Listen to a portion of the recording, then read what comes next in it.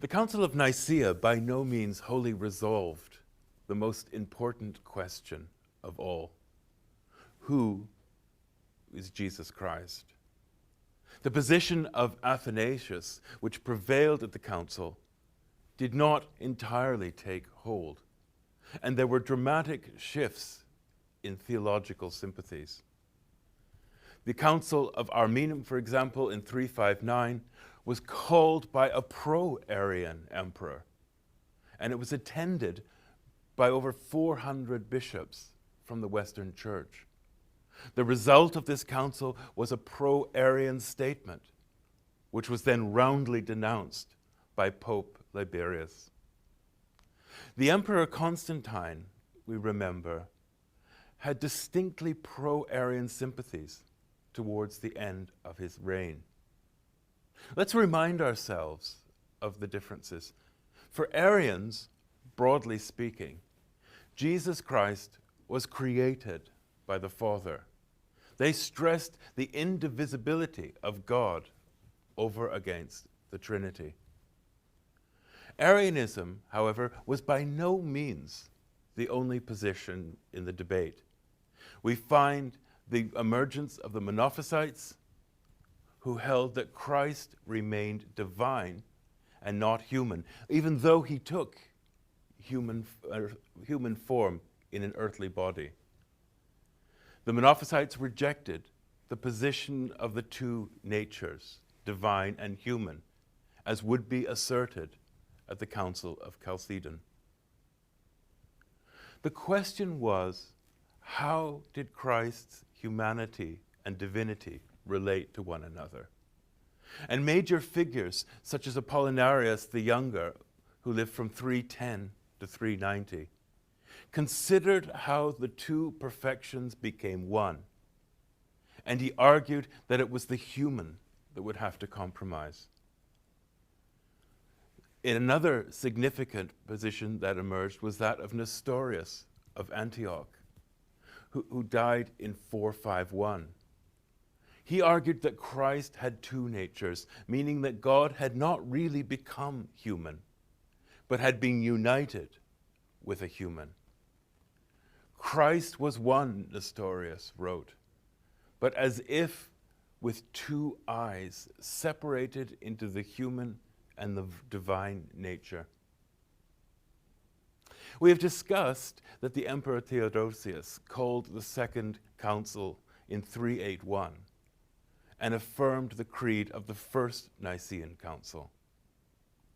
Nevertheless, much of the Christian world was Arian in sympathy. The Vandals in North Africa, the Visigoths in Spain, and the Lombards in Italy. A compromise between the Catholic and Arian positions was established at the Council of Ephesus in 431. The council was called to condemn Nestorius, but in a statement on Christ's nature at Ephesus, stressed his two natures. But this resolution did not hold, and in 449 there was another council at Ephesus which took the Monophysite position, that Christ had but one nature. This resolution brought the wrath of Pope Leo I, who famously referred to it as a robber council. Resolution came at the Council of Chalcedon in 451. Chalcedon, in modern-day Turkey, was located close to Constantinople. It became known as the Fourth Ecumenical Council after Nicaea of 325, Constantinople of 381, and Ephesus 431.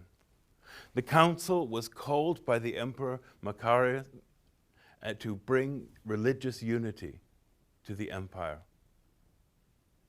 The complexity of the situation regarding Christ was evident among the prominent leaders who gathered at the council and who held a variety of positions. Such was the complexity that it's impossible for us to map out their various manifestations. The imperial councillors, however, demanded that a statement of faith be made by the council. And it was at this time Pope Leo I's tome was enthusiastically received. Rome sought to assert its influence on the proceedings. The Romans saw a line of orthodoxy that began with Nicaea in 325, extended through Constantinople in 381, Ephesus in 431, and then to the work of Leo's tome. As far as they were concerned, the major enemies was one Eutyches on the other hand, and Nestorius on the other. The first, Eutyches, defended only one nature of Christ. Nestorius, as we have said, spoke of two separate persons.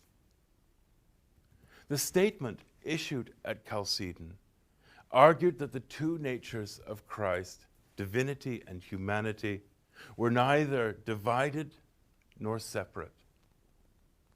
The Chalcedon definition was pronounced Christ to be perfect God and perfect man, consubstantial with the Father in his Godhead and with us in his humanity. Christ is made known in two natures without confusion or separation. The properties of each nature are kept intact, and both come together to form one person. This position at Chalcedon was brought together from a variety of sources and persons, including the tome of Leo I. The canons of the council also decreed Constantinople to have a place of honor second only to Rome.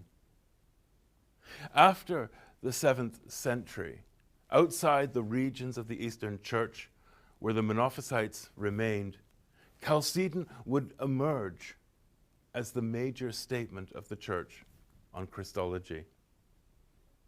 The debate over Christ was not easily healed, and enduring divisions tore at the very fabric of the Church. Many attempts at reconciliation were made, but unity proved elusive. The debate over the nature of Christ was closely interwoven with a range of political and ecclesiastical controversies.